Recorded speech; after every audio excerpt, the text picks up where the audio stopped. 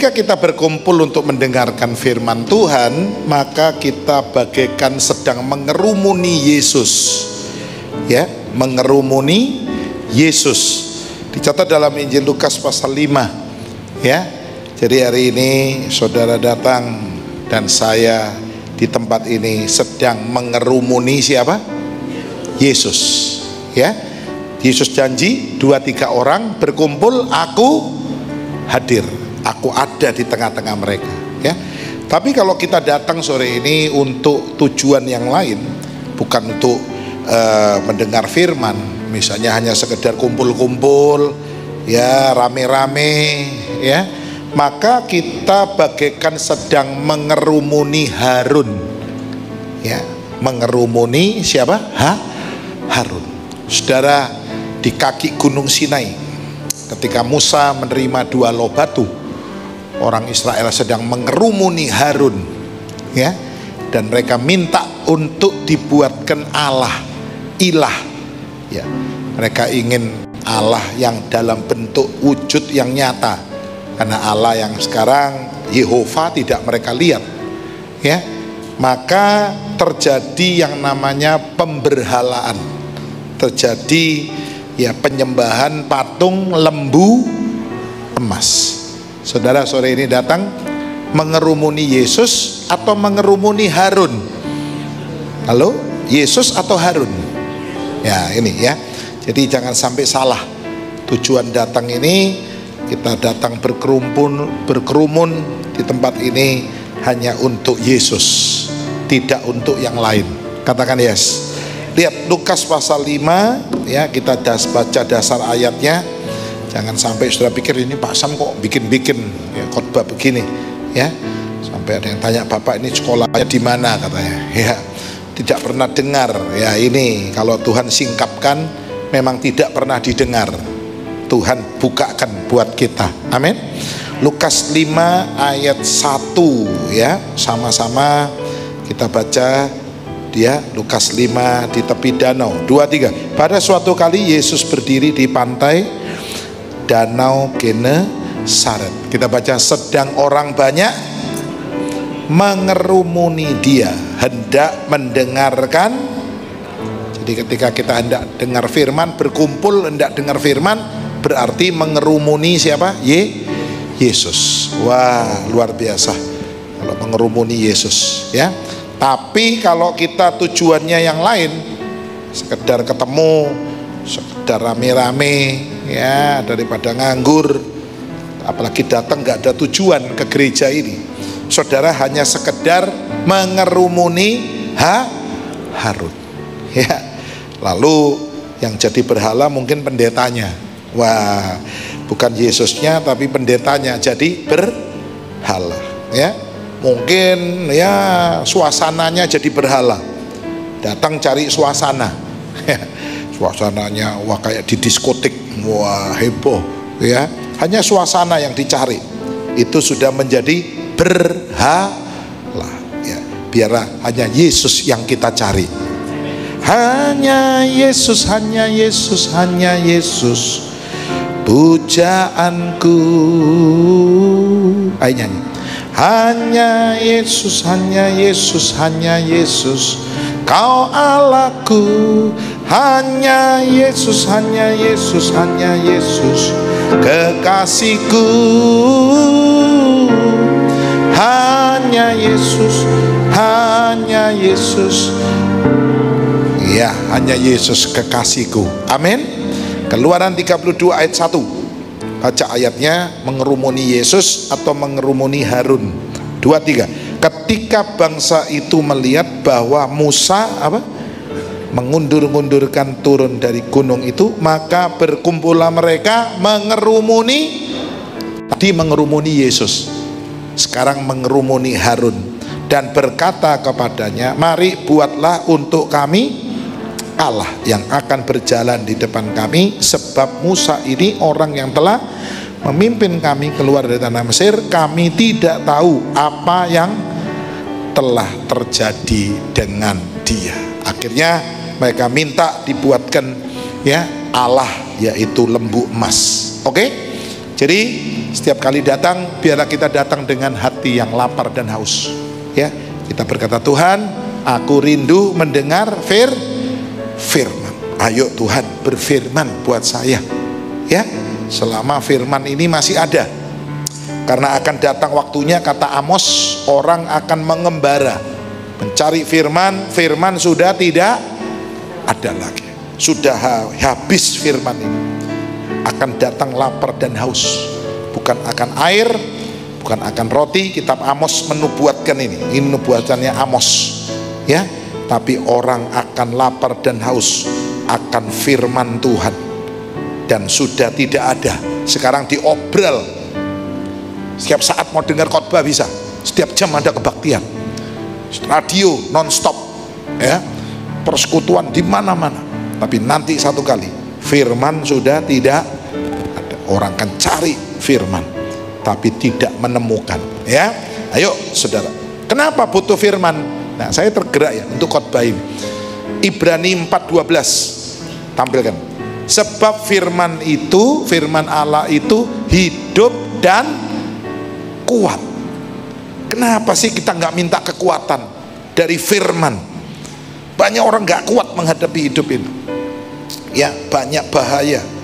5 miliarder, duitnya banyak, naik kapal selam, ingin lihat apa? Bangkainya meledak, habis. Konyol matinya. Ya, kebanyakan duit, pada satu itu ongkosnya 3M, 3 miliar, 5 itu 15M, meledak sia-sia. Ya, dunia banyak bahaya, sudah. Dunia ini penuh susah. Sebab itu perlu firman. Firman-Mu Tuhan, nyanyi, penolong hidupku. Ku siapkan hatiku Tuhan untuk dengar firman-Mu. Firman-Mu Tuhan, apa? Tiada berubah, dahulu sekarang selama-lamanya, tiada dunia ini diciptakan hanya dengan firman. Firman menciptakan yang tidak ada menjadi ada. Manusia tanpa firman itu seperti dunia sebelum diciptakan. Saya ulangi, manusia tanpa firman itu seperti dunia sebelum diciptakan. Yang ada apa? Kosong. Dunia ini masih kosong. Tanpa firman kosong. 2, gelap. Tanpa firman hidup manusia apa? Firman itu pelita bagi kaki. Firman-Mu pelita bagi kakiku, terang bagi jalanku. Tanpa firman hidup manusia seperti bumi sebelum diciptakan, tidak berbentuk, nggak ada bentuknya, kosong, gelap, tidak berbentuk. Tapi dengan firman hidup kita terang, hidup kita ini diisi, hidup kita dibentuk. Jadikan ku alat dalam rumah-Mu, inilah hidupku di tangan-Mu, bentuklah seturut kehendak-Mu, pakailah sesuai rencana. Tanpa firman kita seperti dunia sebelum diciptakan, tidak ada bentuknya. Ya, saudaraku, firman ini dahsyat. Hidup kuat, apalagi seperti pedang bermata. Belum selesai, Ibrani 4:12 tadi, seperti pedang bermata 2, ya, yang tajam, bermata 2. Artinya apa? Kalau bermata 2 atas bawah, ya, ke atas tajam, ke bawah juga tajam. Seringkali hukum ini tajamnya cuma ke bawah, ke atas tumpul, ya. Untuk rakyat kecil tajam, nyolong PT, apa nyolong PT, maling ayam 1 tahun, ya kan? Nah, cuma nyolong ayam 1 tahun. Tapi untuk ke atas tumpul, sudah. Untuk pejabat, untuk orang-orang berkuasa, ya, wah, saudara, tumpul. Tapi firman enggak, maju kena, mundur kena. Yang denger kena, yang khotbah kena juga. Jemaat kena, pendeta kena. Firman tajam, bermata dua. Itu artinya. Ya. Kalau orang menerima, hatinya lembut. Kalau menolak, hatinya makin keras. Jadi orang ke gereja dengar khotbah itu dua kemungkinan. Jadi lebih baik, atau setiap minggu ke gereja jadi lebih jahat. Karena firman bermata, pedang bermata. Oke, sinang gereja tambah jahat akeh. Makin dengar firman Tuhan, makin atos wong iki. Contohnya siapa? Firaun. Setiap pagi dengar firman yang dibawa oleh Musa. Berfirmanlah Tuhan. Tapi hati Firaun makin keras. Ya. Jadi inilah firman Tuhan. Ya. Terus apa lagi? Menusuk amat dalam, ayo dibaca, memisahkan apa? Jiwa dan roh, sendi-sendi dan sumsum, dan membedakan pikiran dan ya. Nah ini semua hati, pertimbangan dan pikiran hati kita dibedakan oleh firman. Saya tertarik dengan kata sendi, ya, karena terakhir ini banyak yang Pak doakan saya sakit semua persendian saya. Oh ya, sendi tangan nyeri, sendi kaki, sendi tubuh sakit semua. Tahu-tahu saya ingat, kalau engkau ada masalah dengan sendi dan sumsum, datang pada firman. Firman ini jagonya menyembuhkan sendimu. Loh, amin. Karena ada ayatnya, sendi-sendi dan apa? Sumsum ini penting. Orang sumsumnya disedot lumpuh, saudara. Benar, saya punya teman tuh dulu punya masalah dengan sumsum, nggak bisa jalan ya. Nah, jagonya ini firman. Firman ini akan menyembuhkan, saudara.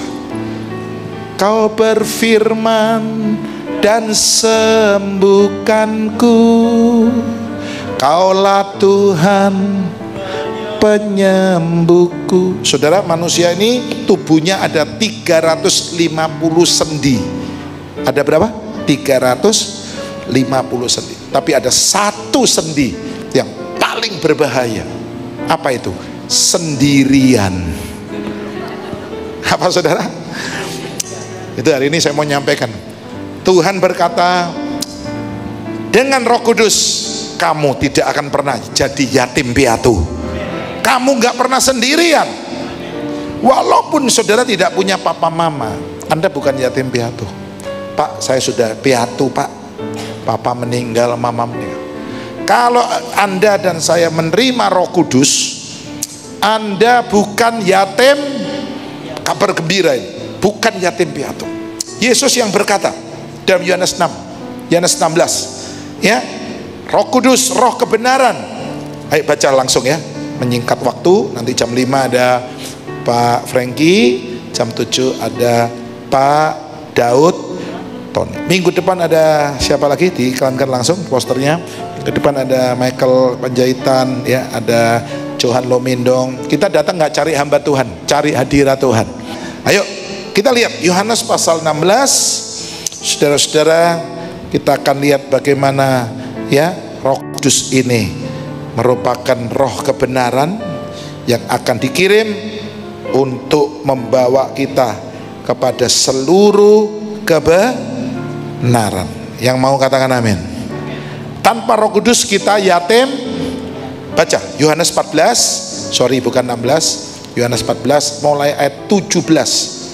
Yohanes 14 ayat yang ke-17. Kita baca sama-sama. 2, 3. Kebenaran dunia tidak dapat, sebab dunia tidak melihat dia dan tidak mengenal. Tetapi kamu, sebab ia menyertai kamu dan akan diam di dalam kamu. 18. Aku tidak akan meninggalkan kamu sebagai apa? Aku datang kembali kepadamu. Tuhan janji kita dikirim penolong, yaitu Roh Kudus, dan itu membuat kita tidak pernah sendiri. Ya, Tuhan janji kita tidak pernah jadi yatim piatu. Tak pernah tinggalkan perbuatan tanganmu, Yesus, Kaulah penciptaku. Tuhan nggak pernah tinggalkan kita sendiri, ya. Walaupun orang itu masih punya orang tua, punya papa mama, tanpa Roh Kudus, sebenarnya dia seorang yatim piatu. Tapi walaupun sudah tidak memiliki father, mother, papa, mama, ayah, ibu, tapi kalau ada Roh Kudus dalam hidup kita, kita tidak pernah jadi yatim, kita nggak pernah sendiri. Yakin? Amin. Ya, sebab itu sendi yang paling mengerikan namanya sendirian. Ya, orang kalau udah merasa alone, Pak, aku nggak punya siapa-siapa. Wah, ini bahaya. Ini so mencolot jembatan Suramadu. Kemarin ada yang mati. Kalau udah nggak punya siapa-siapa, pencolot wis mati. Mencolot dari apartemen. Ya, banyak itu dulu. Yang terakhir tahun berapa itu? Mencolot, jebuk di Cina tuh, lantai 60, lantai berapa, lompat semua. Ya, saudaraku. Nah, ayo kita akan lihat. Sebab itu Yakobus mengatakan begini, pasal 1 ayat 26. Ibadah yang sejati itu mengunjungi yatim piatu. Apa artinya? Ibadah sejati ada dua menurut Yakobus. Ibadah sejati ada dua menurut Rasul Paulus. Saya tulis ibadah sejati. Kita ingin ya ibadah kita nggak sia-sia. Udah korban waktu, dibelani, ya, mau datang sini masih harus mandi dulu yang cantik dulu, ya, harus keluar bensin, ongkos. Kalau ibadah kita ditolak Tuhan, wah rugi ya. Semoga Tuhan menerima ibadah kita menjadi persembahan yang harum. Halo, amin. Karena ada persembahan yang ditolak Tuhan, persembahan Kain, persembahan Habil Semoga persembahan ibadah kita menjadi ibadah yang sejati. Apa menurut Yakobus? Coba lihat Yakobus 1 ayat 26, dibaca apa? Jika seorang tidak menjaga apa? Jika ada seorang menganggap dirinya beribadah tetapi tidak menjaga apa? Ya, maka ibadahnya sia.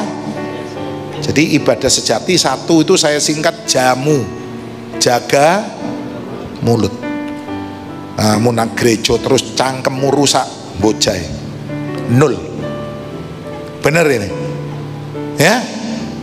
Nak gereja bendino isu sore mulutmu gak iso dimbok jaga, ngomong sembarangan ya. Sebenarnya ibadah kita itu eman ya. Ayo sing merasa dirinya beribadah, jaga mulut. Ingat, mulutmu adalah apa?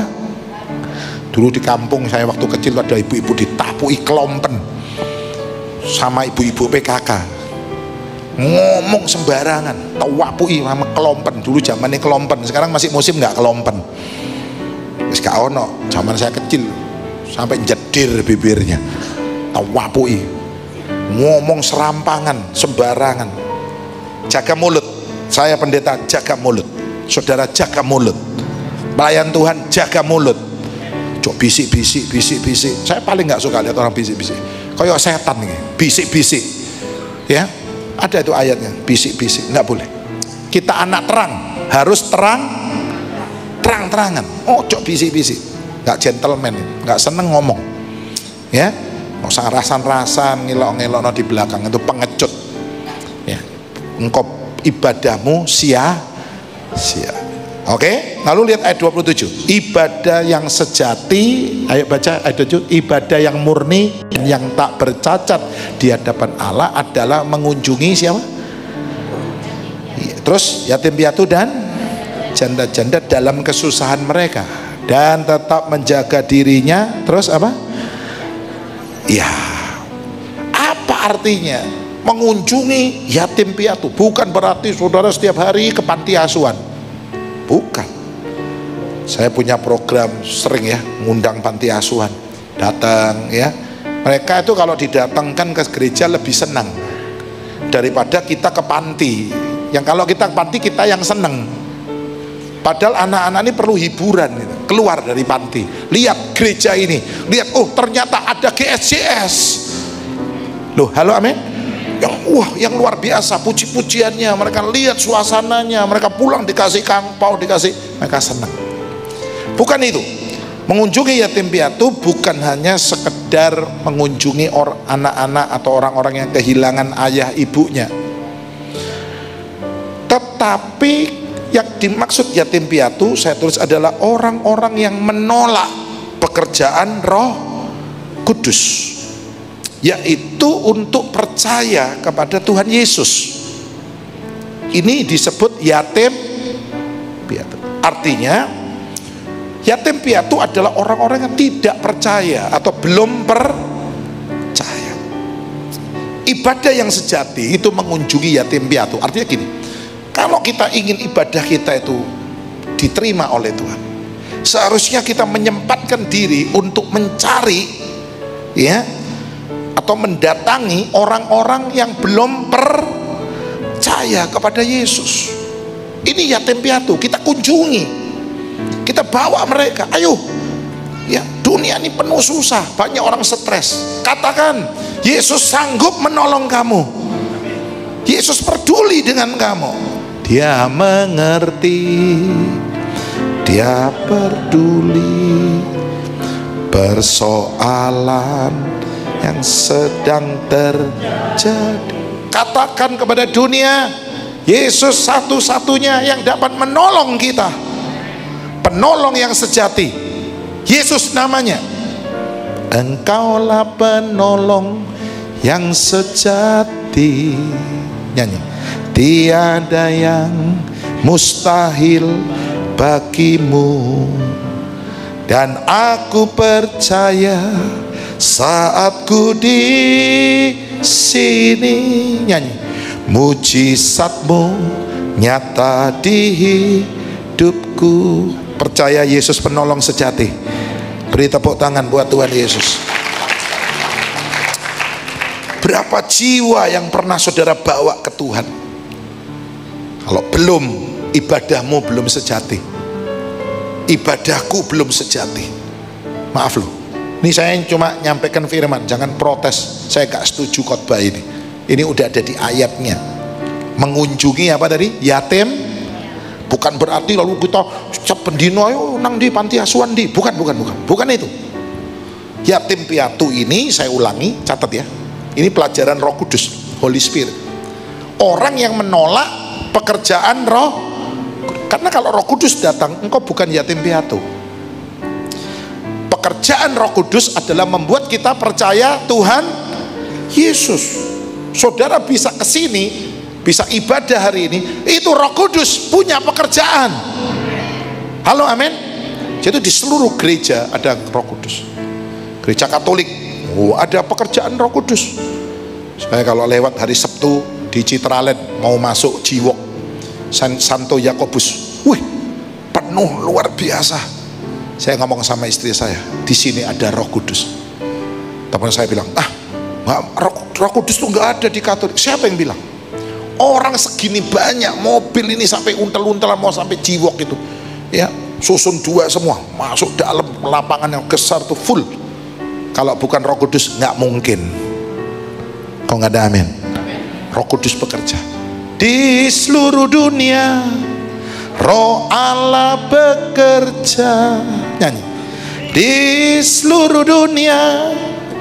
Nabi-nabi berkabda, di seluruh dunia. Ada ilham Roh yang heran, penuh kemuliaan Tuhan, nyanyi, seperti air menutup. Karena Roh Kudus orang berkorban. Piro tak keno gereja kabeh untuk pekerjaan Tuhan. Loh, itu Roh Kudus yang menggerakkan. Halo, amin. Transfer. Ada satu bapak bilang, saya sering didorong Roh Kudus, transfer pekerjaan Tuhan. Dan saya tahu, ya, ini gerakan Roh Kudus masuk. Dan saya bilang, betul. Ya, kemarin saya bayar Grand City ini, Grand City, Tunjungan Plaza ini masih kurang 30 juta. Tahu-tahu sore itu saya nggak tahu siapa transfer 30 juta. Saya tahu itu Roh Kudus yang bekerja. Amin. Beri tepuk tangan buat Allah kita. Saudara-saudaraku, ada orang yang berani berkorban untuk Tuhan. David Livingstone seorang dokter serahkan hidupnya untuk melayani Tuhan. Ya, Mother siapa? T dari London, serahkan hidupnya melayani orang-orang kusta di India. Itu pekerjaan Roh Kudus. Kalau Roh Kudus gak bekerja, orang gak mungkin mau pelayanan pagi sampai malam. Tuh ibu-ibu doa, bapak-bapak doa, ya melayani Tuhan gak ono kesele. Orang bilang tuh, ya orang-orang ini semangat. Iya, ini pekerjaan siapa? Roh. Mereka volunteer. Pak Sam gak bisa bayar, volunteer, kerja suka rela. Tapi Roh Kudus yang menggerakkan. Wah, ini dahsyat, saudara. Ya, nah, jadi mulai hari ini ayo saudara harus pasang target. Sopo iki sing ape tak kunjungi. Aku harus mengunjungi yatim piatu. Ya, aku harus bawa temanku, dulurku yang belum percaya Yesus. Saya ajak minggu depan. Dan saudara bawa ya, di foto kalau sudah 15, nanti saya kirim kolkas ke rumah saudara. Saya udah pernah nyampaikan loh, satu gak ono loh. Kolkasnya satu sih lo nganggur. Sing nyumbang aku satu sampai telepon, Pak belum ada, belum. Loh, Pak Sam kan wis ngomong no. Lah iya, wangel ya ternyata ya, wangel. Tuh tak pikir waktu iki satu saya dilut entek iki kolkas. Ya, malah saya bilang kalau saya beli lagi 100 ya apa Pak? Di diskon. Ya le, Pak Sam beli lagi 100 saya diskon 50%. Yang 100 tadi free. Itu dari saya. Oke. Ternyata loh sing satu saya gak goyang situ gak ono loh. Mateng kon. Wong Kristen kecil angelnya nyari jiwa satu aja buat Tuhan. Nek Tuhan datang saudara nggak ditanya piro pabrikmu, berapa rumahmu, rukomu ono piro, mobilmu berapa, Tuhan nggak tanya. Tuhan tanya berapa jiwa yang kau bawa untuk mengenal Tuhan. Amin. Roh Kudus terakhir akan membawa kita ke dalam seluruh kebenaran. Katakan, dibawa ke dalam seluruh, kita mesti masuk di dalam kebenaran. Ya, kebenaran ini penting. Saudaraku, kita harus masuk. Bawalah diriku kepada, nyanyi, segala kebenaran, agar ku tidak tersesat, mengikuti jalanmu. Amin. Yesus berkata, carilah dahulu kerajaan Allah dan apa? Kebenaran. Ini fungsinya Roh Kudus, bawa kita ke dalam kebenaran. Maka semuanya akan apa? Ditambah, plus, nggak pernah defisit, selalu surplus, ditambahkan, huruf tambah, angka tanda tambah ini berarti nggak pernah minus. Katakan amin. Ya, kenapa saya sudah cari kerajaan Allah tapi saya kok kurang terus, hidup dalam kemiskinan? Mungkin Anda nggak masuk dalam kebenaran. Kerajaan Allah tapi tanpa kebenaran. Ya, Matius 5 ayat 6. Masih ingat ayatnya ditampilkan? Matius 5 ayat 6. Berbahagialah orang yang lapar dan haus akan apa? Kebenaran, maka ia akan dipuaskan. Saudara, saya ingin beritahu ya, orang Kristen tuh hidupnya paling puas. Orang kaya tanpa Yesus nggak pernah puas. Ya, benar saudara. Kalau haus akan kebenaran, maka kita dipuaskan. Ya, orang yang haus akan seks nggak pernah puas, saudara. Wanita Samaria mencari laki-laki 5 sudah jadi suaminya, dan yang sekarang yang ke-6, ya, tapi dia tidak pernah menemukan hanya orang kawin di mana-mana kawin. Wedokane nemen nih, Pak, suami saya Pak, apa Bu? Ya, sudah bukan mata keranjang lagi, loh. Terus mata bakulen, nek keranjang kecilien aja. Lu. Kok nemen Bu? Iya, bocok koran ngintip cewek, korannya dibolongi. Bocok ini, kak pikir kok bocok apa, kak mari-mari dibolongi koran. ngintipi cewek-cewek, mateng kon.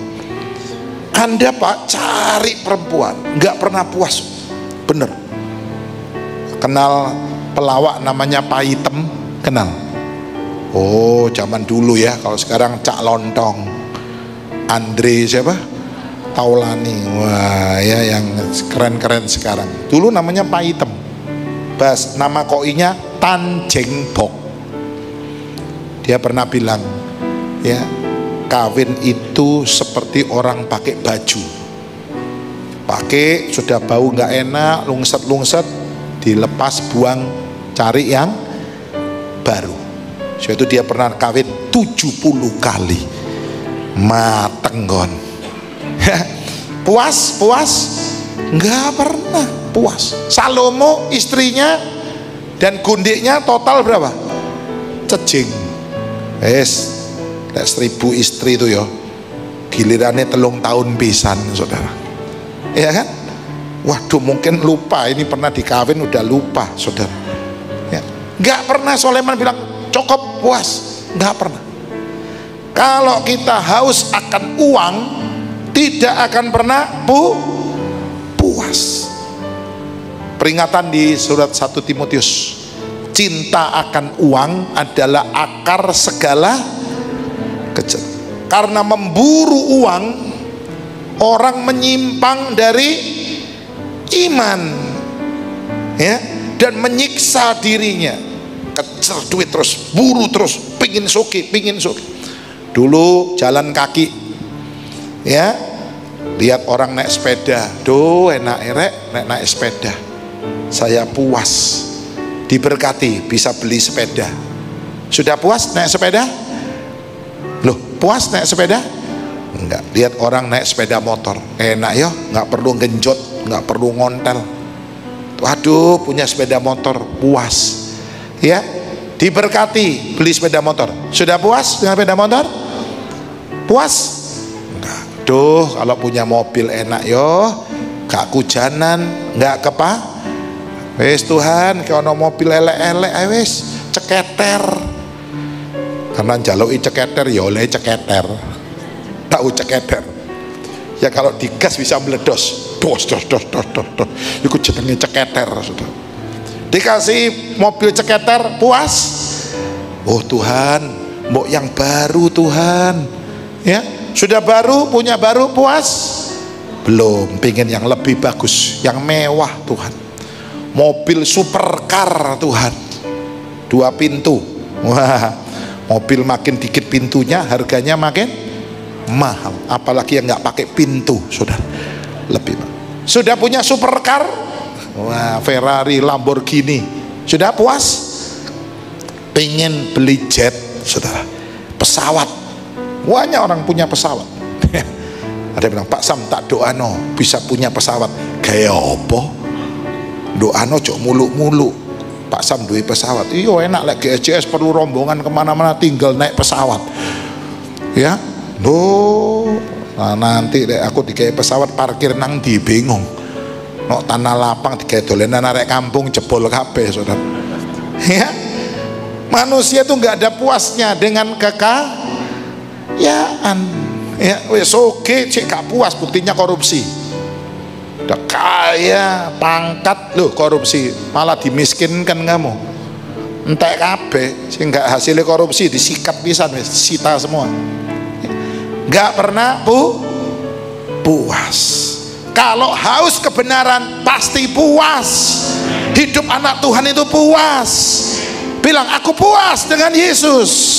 Amin. Tepuk tangan buat Yesus. Haleluya.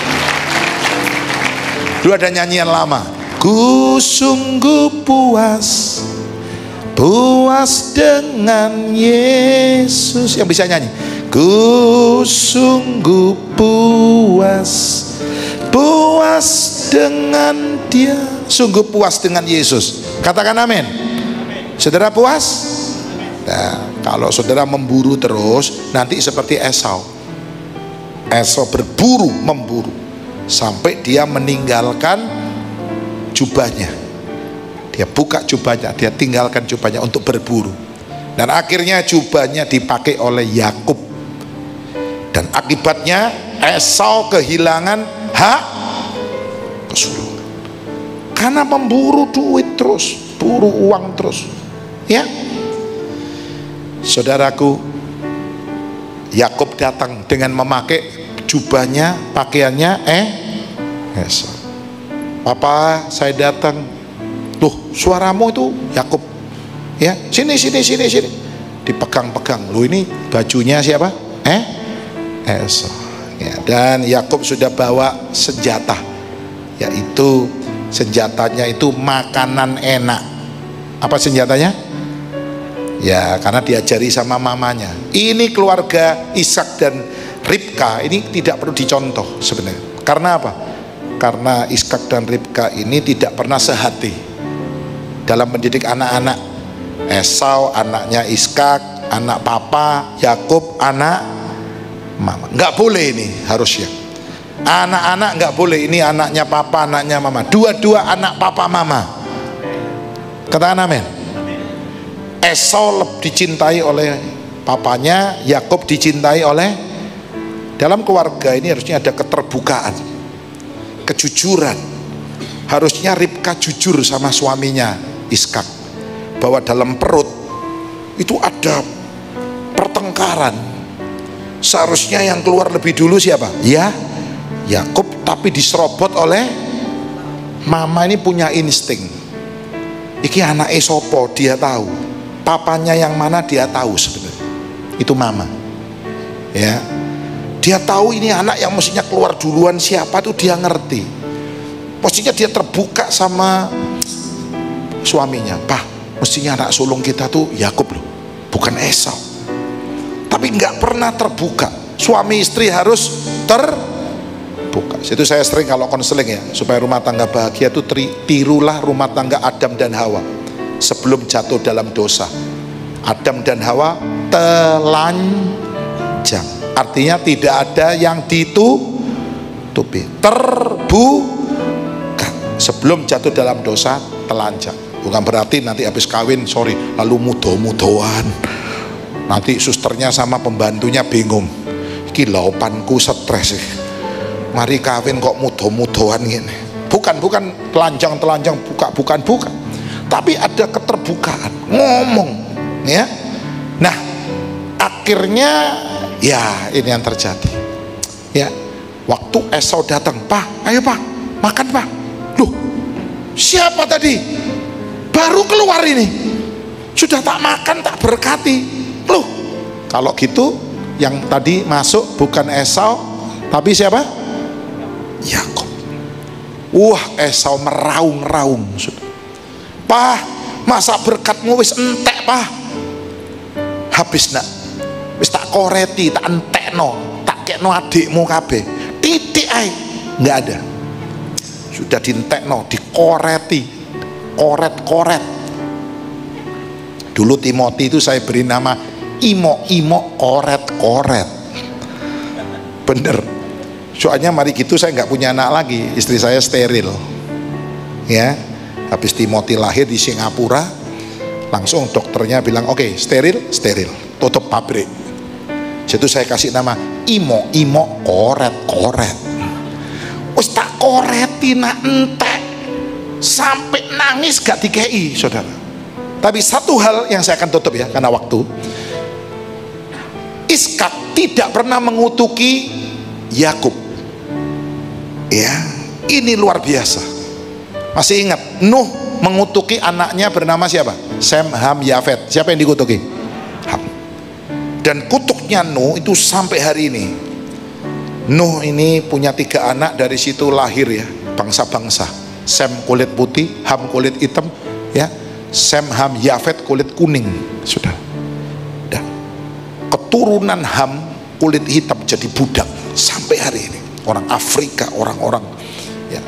Nah, saudara-saudaraku, bisa nggak sih kira-kira Ishak mengutuki Yakub anaknya yang sudah datang tadi dengan tanda kutip tidak fair ya? Yakub ini penipu. Bisa nggak Ishak ngutuki Yakub? Hei Yakub, terkutuk kamu, bohongin papamu, udah buta dibohongin lagi, double kualat. Bohongi kakakmu lagi, terkutuk, saya cabut, saya batalkan demi hukum, berikan kepada Esau. Bisa nggak? Tapi Iskak nggak pernah melakukan itu. Pertanyaannya, kenapa Iskak nggak pernah ngutuki siapa? Yakub. Why? Kenapa? Ini akan kita pelajari sedikit penutup. Karena Iskak sadar, semua bilang Iskak tidak mudah melawan orang yang dicintai oleh Tuhan. Ucapkan sama-sama, tidak mudah melawan siapa? Orang yang dicintai Tuhan. Pemain musik naik, gak gampang. Iskak akhirnya sadar, anakku yang namanya Yakub itu dicintai sama Tuhan. Arek iki dicintai Tuhan, gak iso dilawan arek iki. Dia nggak kutuk. Kalau dia bisa ngelawan, dikutuk sama dia. Entek kon, ya, nggak bisa. Saudara, kalau hari ini Anda dan saya jadi orang yang dicintai Tuhan, tidak ada yang bisa melawan saudara. Halo, amin. Saya doakan jemaat yang hadir jam ini semua dicintai Tuhan. Amin. Tepuk tangan buat Tuhan Yesus. Meskipun orang yang dicintai Tuhan itu bisa salah. Loh, salah, caranya salah. Yakub ini penipuan itu pasal berapa? Sanjipa. Iki arek sanjipaan nih Pak. Saya udah ngerti. Sanjipa itu berapa? 37. Pasal apa itu? Penipuan. Iki arek sanjipa ini. Tapi karena dicintai Tuhan, bukan berarti kita sengaja loh. Jangan, nek kono aku dicintai Tuhan, tak bujuki wong akeh aku. Oh, salah kamu. Tuhan nggak bela. Orang yang dicintai Tuhan bisa salah nggak? Bisa salah nggak? Daud dicintai Tuhan, bisa salah dia. Berzina dengan istri bisa salah. Jangan bilang nggak bisa salah. Bisa kepreset, ya. Tapi kalau dicintai Tuhan, engkau dibela oleh Tuhan. Gak ada yang bisa ngalahkan Anda. Saya doakan GSJS dicintai Tuhan. Banyak orang ingin GSJS ini tutup. Banyak hamba-hamba Tuhan. Arisa Solihin pernah mengingatkan Andrew sama Michael, ya, hati-hati loh. Banyak orang gak suka dengan gerejamu ini. Gerejamu sedang berkembang, diberkati Tuhan. Semua mata lihat gereja ini. Tapi jangan takut, kalau kita dicintai Tuhan. Iskak pun gak berani mengutuki Yakub. Baca Maleakhi 1 ayat 2 dan 3. 1, 2, 3. 1 ayat 2 dan 3. Gampang hafalnya, ya. Maleakhi 1 ayat 2 dan 3. Semua baca, 2, 3. Aku mengasihi kamu, firman Tuhan, tetapi kamu berkata, dengan cara bagaimanakah engkau mengasihi kami? Bukankah Esau itu kakak Yakub? Demikianlah firman Tuhan. Namun aku mengasihi Yakub, tetapi ayat 3, tetapi nggak gampang melawan orang yang Itulah sebabnya kesalahan Iskak yang kedua. Selain dia sampai tua yang dikejar makanan enak, wong iki wis tuwek sing diuber makanan, begitu cium makanan enak lupa. Ini Yakub, Esau lupa. Pokoknya asal diberkati. Kedua kesalahan Iskak adalah dia mencintai apa yang dibenci oleh Tuhan. Mencintai apa yang dibenci oleh, dia cinta Esau, padahal Esau dibenci oleh Tuhan. Jangan engkau mengasihi apa yang dibenci oleh Tuhan. Harusnya engkau mencintai siapa yang dicintai oleh Tuhan. Jadikan bisnis Anda dicintai Tuhan. Nggak ono sing iso nglawan, tak jamin. Tepuk tangan buat Allah kita, amin. Meskipun 1000 tangan, nanti kita nyanyi, meskipun 1000 tangan manusia menarikku jatuh, namun Tuhan yang. Kalau bisnis Anda dicintai Tuhan, gak ada sing iso nglawan. Sopo ape ngentekno, sopo ape jatuhno, gak iso. Mau bisnisnya dicintai Tuhan? Karena engkau dicintai oleh Tuhan. Amin.